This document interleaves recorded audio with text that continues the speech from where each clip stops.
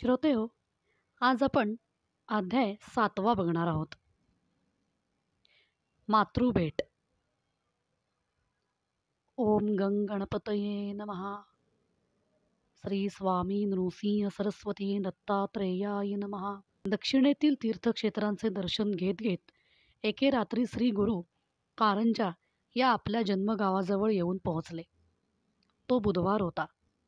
आणखी तासाभराच्या चालीनंतर त्यांचा कारंजा गावात प्रवेश होणार होता. पण श्रीगुरूंनी पुढे न जाता रात्र तेथेच घालवण्याचा निर्णय घेतला. सर्व तेथेच थांबले.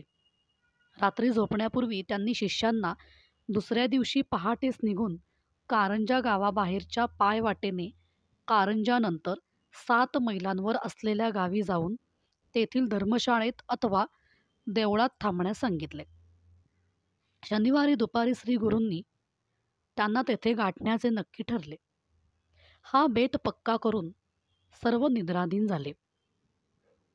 दुसऱ्या दिवशी स्नानोत्तर थोडा काळ ईश्वर स्मरणात घालवल्यावर अंधार थोडासा कमी होताच श्री गुरु कारंजाच्या वाटचालीस लागले.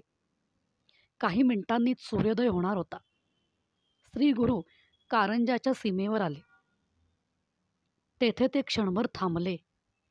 आपले बालपण, आपले मौजी बंधन, नंतरचा गृहत्याग वगैरेच्या स्मृती त्यांच्या मनाला केवळ स्पर्शून झटकन दूरही झाल्या. त्या स्मृतींनी त्यांचे प्रगल्भ मन विचलित झाले नाही. त्यांनी आपल्या मनाशी निर्णय घेतला की कोणत्याही परिस्थितीत स्वीकारलेल्या संन्यास धर्मानुसार कारंजात 3 दिवसांहून अधिक वास्तव्य न करता शक्यतो शनिवारीच गाव सोडून पुढच्या मार्गास लागायचे. असा पक्का निर्णय आपल्या मनाशी करून त्यांनी सीमेच्या आत पाऊल टाकले. नित्याप्रमाणे प्रत्येकाच्या घरासमोर सडा संमार्जन होऊन रांगोळ्याही रेखाटून झाल्या होत्या. आता गावाला जाग आली होती. या संन्याशाने ग्रामस्थांची दृष्टी साहजिकच आकर्षून घेतली. त्यांच्या एका हातात मुद्रायुक्त दंड तर दुसऱ्या हातात कमंडलू होता. काखेला झोळी होती. उंची डोळ्यात भरणारी होती, तर उंचीला शोभेल अशी प्रमाणबद्ध शरीरयष्टी होती. त्यांचा चेहरा रेखीव इतका की तेजपुंज होता की जणू प्रत्यक्ष तो नुकताच काही मिनिटांपूर्वी पूर्वेस उगवलेला सूर्य आज वाट चुकून आकाशमार्गाऐवजी आपल्या गाव मार्गातून भ्रमण करतो आहे की काय, असे त्या ग्रामस्थांना वाटले. श्री गुरु आजूबाजूला न पाहता दृष्टी समोर पण किंचित खाली ठेवून आपल्या घराचा मार्ग क्रमित होते. ग्रामस्थांमध्ये कुजबूज सुरू झाली. कोण आहेत? कोठून आले आहेत? कोणाकडे चालले आहेत? फार थोर तपस्वी व ज्ञानी तर निश्चितच दिसतायत, असे प्रश्न व विचार ग्रामस्थांकडून आपापसात दबल्या आवाजात बोलले जात होते. त्यांचे सन्निध जाऊन त्यांच्या चरणी वंदन करण्याची उत्स्फूर्त ओढ ग्रामस्थांनी महत्प्रयासाने दाबून ठेवली. त्यांच्यासमोर जाऊन त्यांना नमस्कार करण्याचे किंवा काही विचारायचे धैर्य आदरापोटी कोणासही होईना. सर्वजण स्तिमित होऊन उभ्या असलेल्या जागीच खिळून गेल्यासारखे त्यांच्याकडे टक लावून पाहत होते व तेथल्या तेथूनच मनोभावे त्यांना वंदन करत होते. 30 वर्षांपूर्वी तपश्चर्येसाठी बदरीवनी गेलेला तो अंबा माधव यांचा 8 वर्षांचा नरहरी आता परमेश्वर स्वरूप यतिवर्यांच्या रूपात गावात प्रवेशता झाला आहे, हे कोणाला कळलेच नाही. श्री गुरु आपल्या पूर्वाश्रमीच्या घरी येऊन पोहोचले.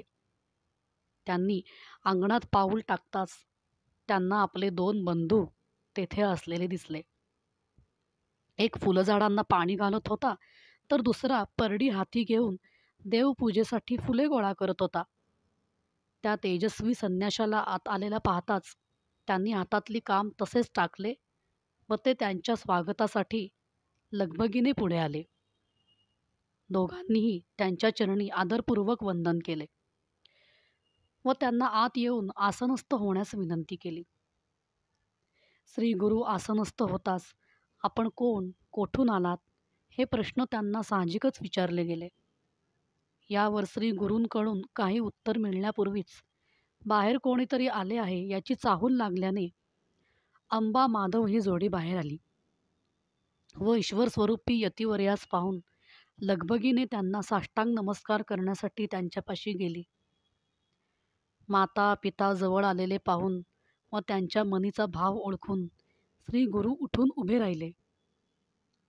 दोघांचाही एक एक हात आपल्या हाती धरून मला ओळखले नाही का असे त्यांना विचारले. माता पिता हा प्रश्न ऐकून थोडे गोंधळलेच.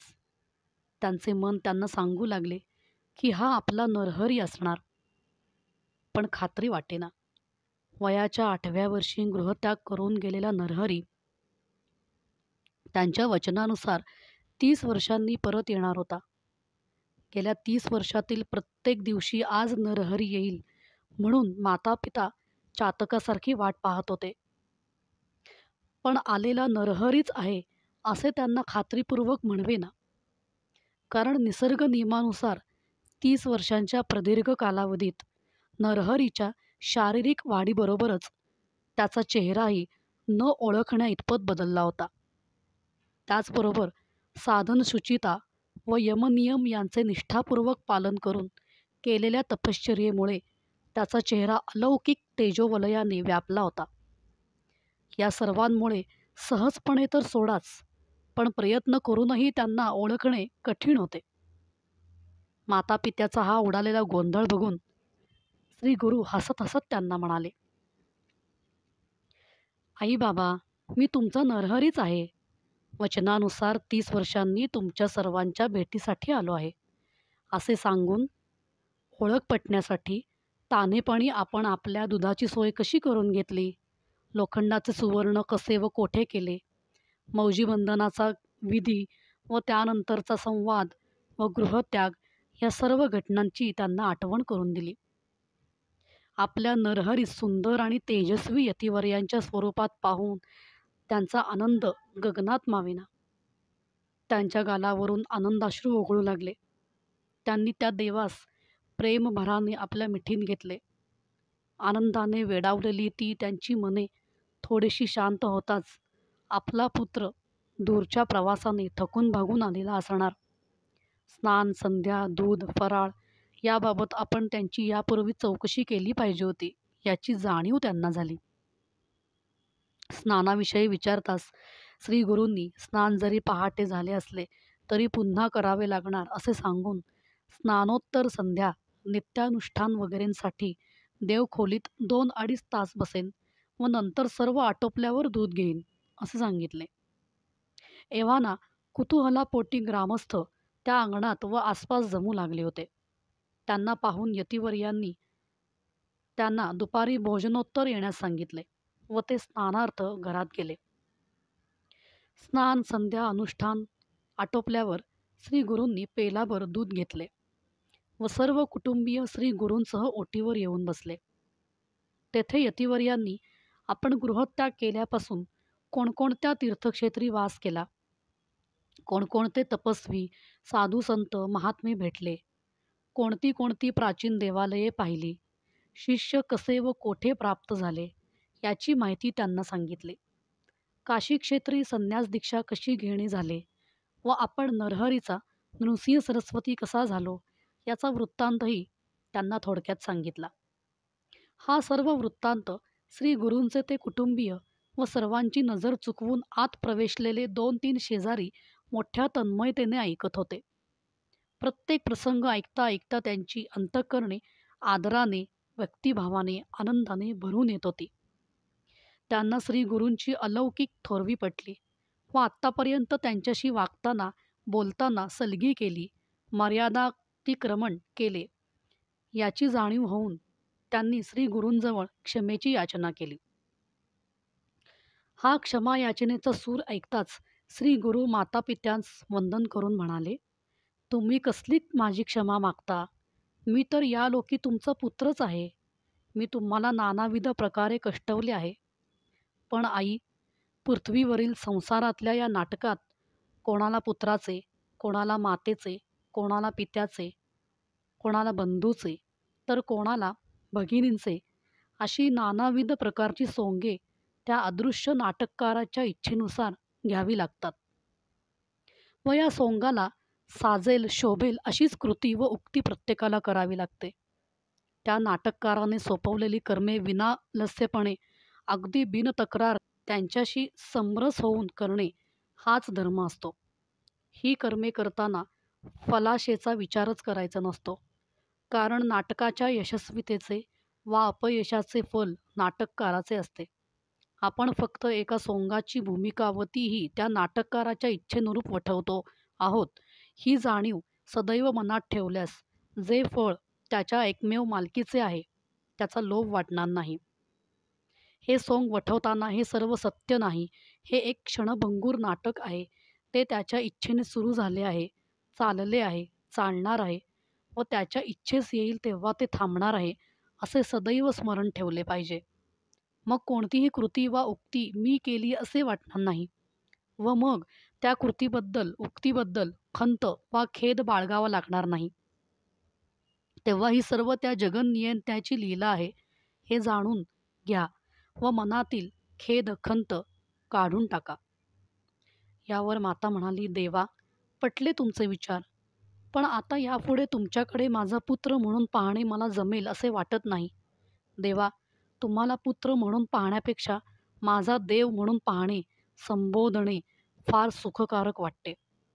मी देवाची माता आहे या जाणीवेत नाही म्हटले तरी थोडा अहंकार आहेच व माता म्हणून पुत्रावर अधिकार गाजवायची वृत्ती ही अधूनमधून डोके वर काढणारच. या उलट तुम्ही देव व मी तुमची एकनिष्ठ भक्त या नात्यात काही वेगळा आनंद आहे. यात अहंकार नाही, अधिकार नाही, त्यात आहे फक्त निरपेक्ष सेवा, भक्ती व प्रेम. याशिवाय कोणत्याच भावनेला या विशुद्ध नात्यात प्रवेश नाही. तेव्हा कृपाळा, आता मी तुम्हाला पुत्र असं न संबोधता माझे इष्ट देवच मानणार. हे होण्यासाठी सुद्धा देवा तुमचे आशीर्वाद हवेत. दयाघना, आता आमचे इष्ट देव म्हणून आम्ही सर्व तुमची पूजा करू इच्छितो. ही पूजा स्वीकारून आम्हाला धन्य करा.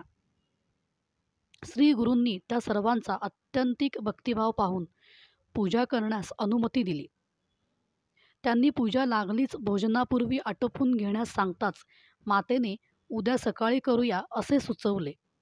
यावर श्री गुरु म्हणाले, परवा शनिवारी सकाळीच मी गाव सोडणार व पुढच्या प्रवासाला लागणार. उद्या ग्रामस्थ आपल्याला सवड मिळू देतील असे वाटत नाही.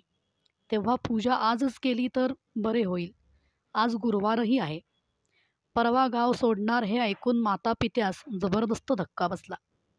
30 वर्षांनी परतलेला देवस्वरूपी पुत्र 3 दिवस सुद्धा राहत नाही हे काही त्यांच्या बुद्धीला पटेना, रुचेना. माता म्हणाली, प्रभो, 30 वर्षांमागे तपश्चर्येसाठी, ज्ञानार्जनासाठी जाणे जरूर होते, म्हणून त्यावेळी आम्ही अनुज्ञा दिली.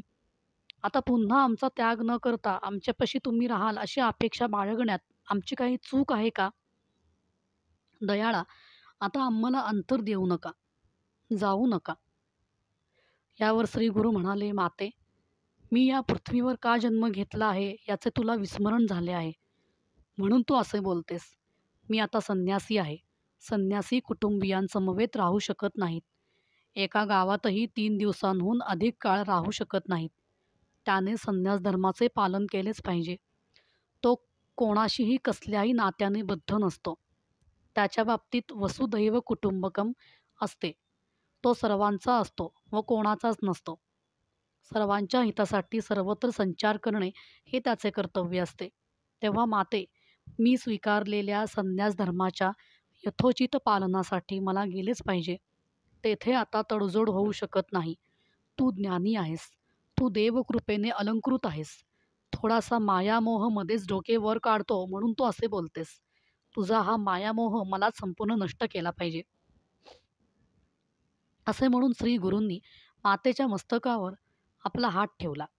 हात ठेवताच तिला आपल्या पूर्वजन्माची स्मृती झाली व त्या जन्मीच्या संपूर्ण आयुष्याचा चित्रपट तिच्या अंतःचक्षूंना सुस्पष्ट दिसू लागला.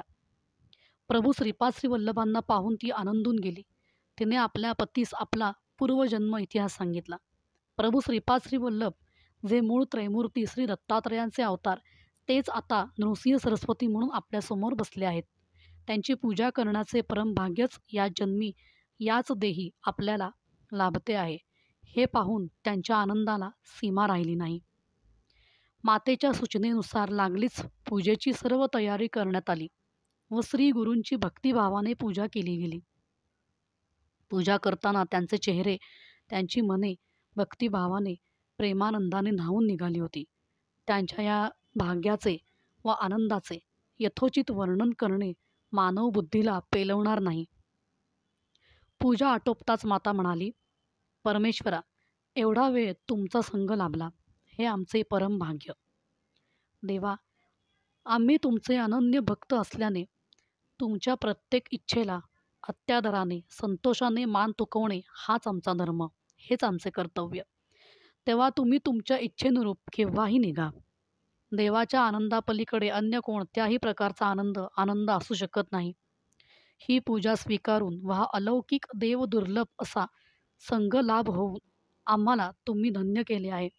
पण कृपाळा, जाता जाता या दुस्तर संसार सागरातून आमचा जेणेकरून उद्धार होईल असा काही मार्ग आम्हाला दाखवा, उपदेश द्या व पुनरपि जननम पुनरपि मरणम या चक्रातून आमची सुटका करा.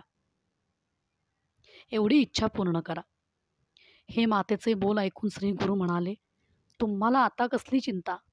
ज्या कुळामध्ये तत्वनिष्ठ, कर्मनिष्ठ व धर्मनिष्ठ संन्यासी होतो, त्या कुळाच्या 42 पिढ्या मोक्षपदी आरूढ होतात. त्यांना यमाचे भय राहत नाही. तुमच्या या अलौकिक भाग्याचे वर्णन कोण करू शकेल? तुम्ही निश्चिंत राहा. सगळ्या प्रकारच्या ऐश्वर्यांचा पूर्ण उपभोग घेऊन तुम्ही तुमच्या अंतःकाळी वेदप्रसिद्ध काशीत वास्तव्याला जाल व अंती मोक्षपदी आरूढ व्हाल. तेव्हा आता निश्चिंतपणे ईश्वर चिंतनात जीवन व्यतीत करा, असे सांगून श्री गुरूंनी आपले पूर्वाश्रमीचे बंधू व भगिनी यांच्या चेहऱ्यावरून आपली नजर फिरवली व भगिनीला म्हणाले, तुझ्या चेहऱ्यावर तुला काही विचारायचे आहे असे दिसते. तसे असेल तर संकोच करू नकोस, बोल. श्री गुरूंचे हे शब्द ऐकताच रत्नाने श्री गुरूंचे पाय धरले व म्हणाली, देवा, माझ्यावर दया करा. माझ्या मनोवृत्तीत असा बदल घडवून आणा की जेणेकरून मी तपश्चर्या करत तुमच्या नामजपात दंग होऊन राहीन. याशिवाय माझे कोणतेही मागणे नाही. श्री गुरु म्हणाले, पतिसेवा ही स्त्रियांसाठी श्रेष्ठ दर्जाची तपश्चर्या. पतिव्रतेला दुर्लभ काहीच नाही. तेव्हा तू मन स्थिर कर. पतीला देवस्वरूप मानून त्याची मनोभावे सेवा कर. हेच मोक्षप्राप्तीचे सर्वोत्तम साधन आहे. वेदशास्त्रसुद्धा हेच सांगते.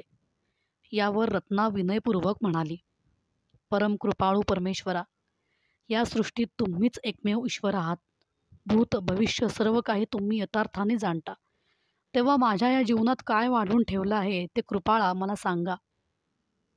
यावर गुरु उत्तरले, ताई, भविष्य जाणून घेण्यात मौज नाही, पण तुझा आग्रहच आहे म्हणून सांगतो. पूर्वजन्मी तू केलेल्या अनंत पापांचा परिणाम म्हणून तुला खूप दुःख सोसावे लागणार आहे. पूर्वजन्मी तू गाईला लाथेने मारत होतीस. यामुळे घडलेल्या पापाचा परिणाम म्हणून तुझ्या सर्वांगावर कोड उठेल. त्याचप्रमाणे पूर्वजन्मी तू कपटाचरणाने शेजारील स्त्री पुरुषांमध्ये कलह निर्माण करण्यास कारणीभूत झालीस. या पापाचा परिणाम म्हणून तुम्हा पती पत्नीत कलह होईल व पती तुझा त्याग करेल, तो संन्यासी होईल. या भविष्यानुसार पुढील आयुष्यात भोगाव्या लागणाऱ्या दुःखाच्या कल्पनेनेच रत्ना पांढरी फटक पडली व श्री गुरूंच्या पायावर लोळण घेऊन त्यांच्या चरणी प्रार्थना करू लागली. श्री गुरूंनी तिला शांत केले व आश्वासनपूर्वक सांगितले, तू चिंता करू नकोस. आत्ताचा जो थोडा काळ सुखाचा आहे तो तरी दुःख करून का गढूळ करून घेतेस? तुझा पती तुझा त्याग करून संन्यास घेईपर्यंत तरी तुझ्या शरीरावर कोडाचा प्रादुर्भाव होणार नाही. त्यानंतर कोड दिसू लागेल व तुला खूपच दुःख सहन करावे लागेल. अशा प्रकारे दुःख भोगून तुझ्या पापसंग्रहाचा नाश झाल्यावर तुला माझ्या दर्शनाचा लाभ होईल. दक्षिणेत भीमा व अमरजा या नद्यांच्या संगमावरील गाणगापूर क्षेत्राजवळ पापविनाशी तीर्थ आहे. त्या तीर्थात स्नान केल्याने तुझ्या शरीरावरील कोडाचा मागमूसही राहणार नाही. तेथेच तुला माझे दर्शन होईल व तुला मुक्ती मिळेल. हे जरी घडणार असले तरी अगदी या क्षणापासूनच अखंड नामस्मरण करीत राहा, म्हणजे दुःख भोगताना नवीन कोणते अविचारी कृत्य तुझ्याकडून घडणार नाही व होणाऱ्या दुःखाची तीव्रता सहन करण्याची शक्ती तुला प्राप्त होईल. यानंतर बराच वेळ झालेला पाहून सर्व भोजनासाठी उठले. श्री गुरूंना अत्यादराने भिक्षा देण्यात आली. श्री गुरूंनी भिक्षेचा स्वीकार केल्यावर सर्वांनी भोजन केले व थोडी विश्रांती घेण्याचा विचार केला. पण विश्रांती कुठली मिळणार? सकाळीच आलेली ती तेजपुंज व्यक्ती सामान्य नसून संन्यासाच्या वेशातली ईश्वरी अवतार आपल्या गावात प्रवेशला आहे, ही बातमी वाऱ्यासारखी सर्व गावभर पसरली होती. दुपारी श्री गुरूंचे पुण्य दर्शन घेऊन त्यांचे कृपाशीर्वाद मिळवण्यासाठी सर्व गाव अंबा माधव यांच्या घरासमोर फुले, हार, फळे, नारळ सर्व साहित्यासह जमा झाला. सर्वांना दर्शन देता देता देव थकून गेले. रात्रीचे 8 वाजून गेले. अनेकांनी श्री गुरूंना पूजेचा, भिक्षेचा स्वीकार करण्यासाठी त्यांच्या घरी येण्याचे आमंत्रण दिले. श्री गुरूंनी कोणासही दुखवायचे नाही म्हणून दुसऱ्या दिवशी म्हणजे शुक्रवारी निमंत्रण देणाऱ्यांच्या घरी उपस्थित होण्याचे मान्य केले. एक व्यक्ती एकाच दिवशी अनेकांकडे भिक्षेसाठी कशी जाणार, हा सर्व चर्चेचा विषय झाला. दुसऱ्या दिवशी श्री गुरूंनी अनेक रूपे धारण करून प्रत्येक निमंत्रणाचा मान राखला. प्रत्येकाने श्रीगुरू आपल्याकडे उपस्थित आहेत, आपली पूजा स्वीकारत आहेत, आपल्याकडे भिक्षाही ग्रहण करत आहेत, हे अनुभवले व आश्चर्याने थक्क झाले. न भूतो न भविष्यती असा अलौकिक चमत्कार त्या कारंजात त्या दिवशी घडला. सर्वांचा निरोप घेऊन ग्रामस्थांकडून होत असलेल्या गगनभेदी जय जयकारात श्री गुरूंनी दुसऱ्या दिवशी कारंजाची सीमा ओलांडली. वाटेत थांबलेल्या शिष्यांना बरोबर घेऊन ते गोदावरी नदीचे उगमस्थान त्र्यंबकेश्वर येथे गेले. तेथे काही काळ वास्तव्य करून मग नाशिकला आले. श्री गुरुदेव दत्त.